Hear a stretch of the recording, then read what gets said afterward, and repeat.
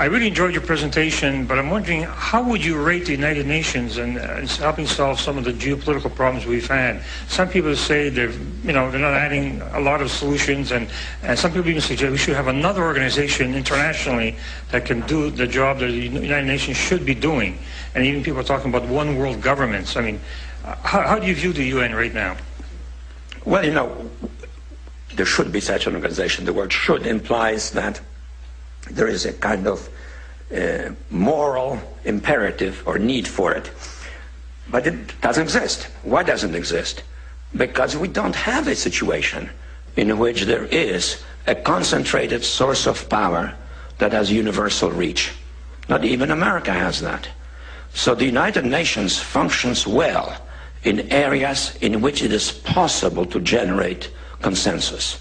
And that deals usually with elements pertaining to human suffering, or to well-being, or to health. For example, the Food Organization, the Health Organization, the relief agencies, or arbitration of conflicts of... And basically earlier he talked about the G20 is the best mode they've got for the world government. And imagine how outrageous this is. Private central banks that have engineered the financial collapse on record, that's now public knowledge, are saying we're going to form a world government that issues a magic digital currency that you've got to buy from us with interest backed up by real assets. I mean, why not just go pick some wino off the street corner and make them God? And, put their face on some money, and then we have to pay them interest to have it. Think about that. And that's why if we point out that they're illegitimate, autocratic, authoritarian, and that it's immoral what they're doing, then there's no way they can put this into place.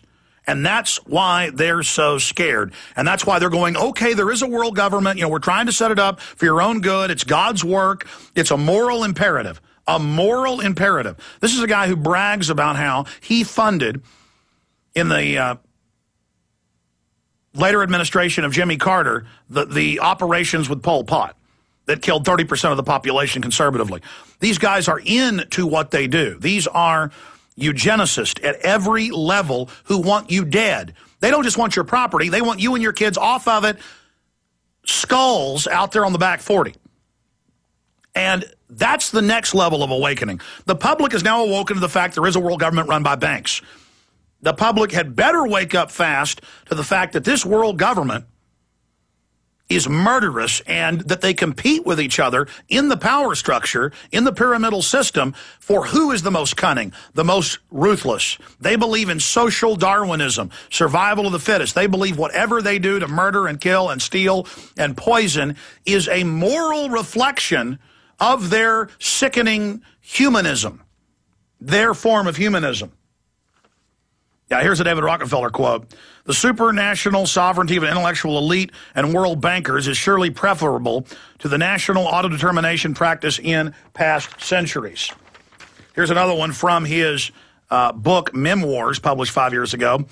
For more than a century, ideological extremists at either end of the political spectrum have seized upon well-publicized incidents to attack the Rockefeller family for the inordinate influence they claim we wield over American political and economic institutions.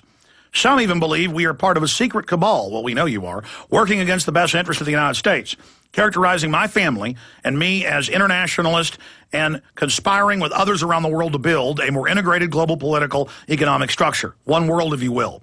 If that is the charge, I stand guilty and proud of it.